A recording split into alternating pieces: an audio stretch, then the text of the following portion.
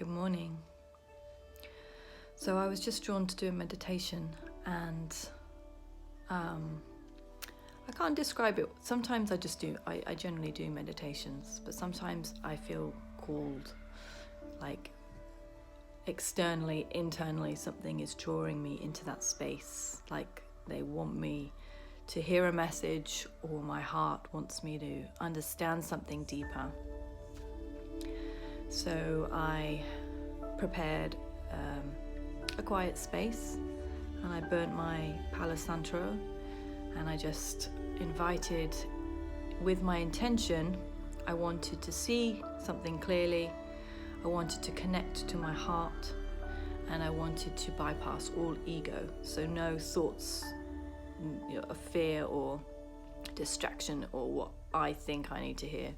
I just wanted to hear direct from source, like wanted to connect and hear what I need to hear in this moment. And so I put on some music and just kind of quietly, and I was expecting it to be kind of, somber, serious, I don't know. And instantly I saw myself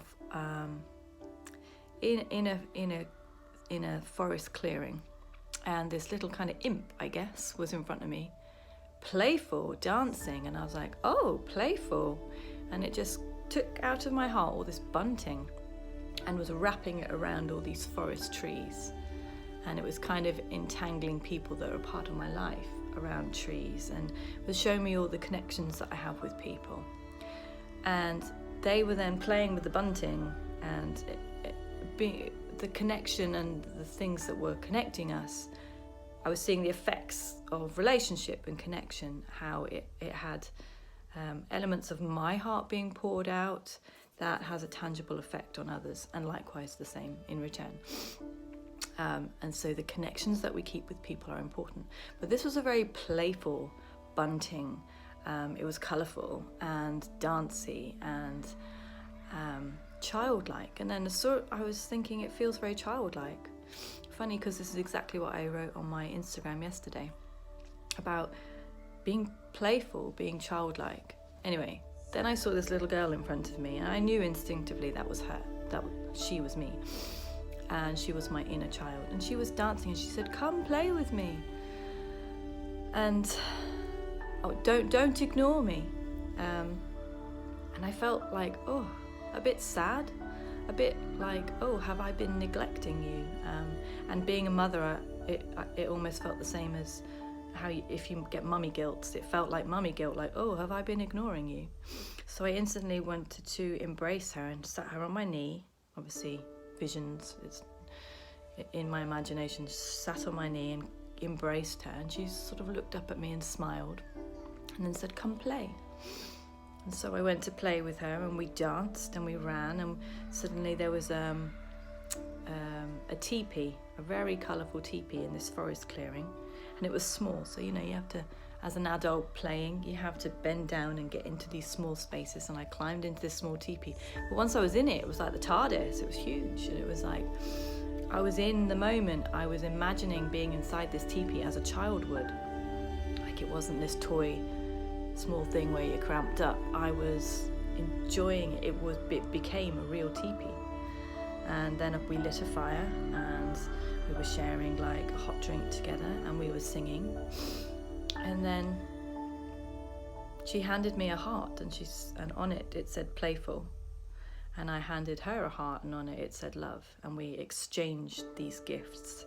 And then instantly we were kind of transported into this playful vision where we were chasing toucans, these colourful toucans, and there was eagles, and when we saw the eagle, we became an eagle.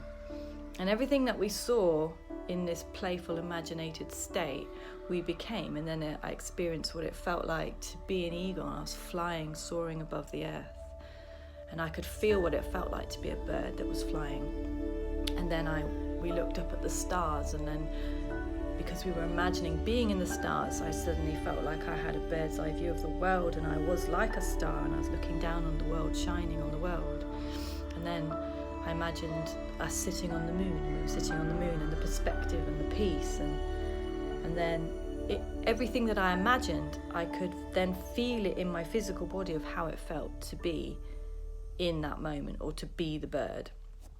And then this voice kind of said, that is how you're meant to live your life. You create things within your life by imagining them, and to embrace how it feels for that experience to actually take place. And you make life playful, and you manifest things and you create things by embodying experiences that you have first imagined. And there is a verse somewhere that says, be more like children. Children inherit the kingdom because they are playful, they are imaginative. When I'm playing with kids at nursery and they hand me a cake, which is a lump of sand, to them that is a cake. And to me, I have to get into that role of, ooh, yummy cake, And it's the same with adulthood. It doesn't change. Ooh, yummy yoga retreat. Ooh, yummy students that I'm teaching how to embrace being unique and being themselves.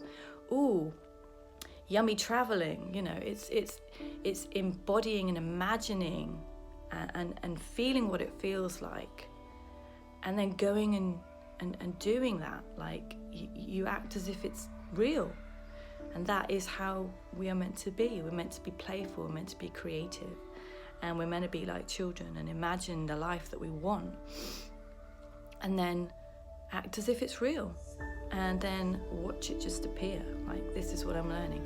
Watch how your desires and what you're desiring. Like when you're playing role play with children, you don't imagine a spider handed, unless that's what you're playing. Like, it's like, yeah. But if I was to give them a cake, then I would be imagined, because I want to give them something juicy and tasty and delicious and sweet. So you're imagining what you actually want, not what you don't. And that's the key. That is knowing what you truly desire. Because I wouldn't want to be eating some crunchy, hairy spider. I want to imagine a cake, or piece of chocolate. So play around with your inner child. Like, stop being so adult, stop being so rigid, stop being so structural, stop being so logistical. Play. What do you want from life? Have fun. Then go and do it. Go and explore it. Act as if it's real. Take the course. Do the things that you want.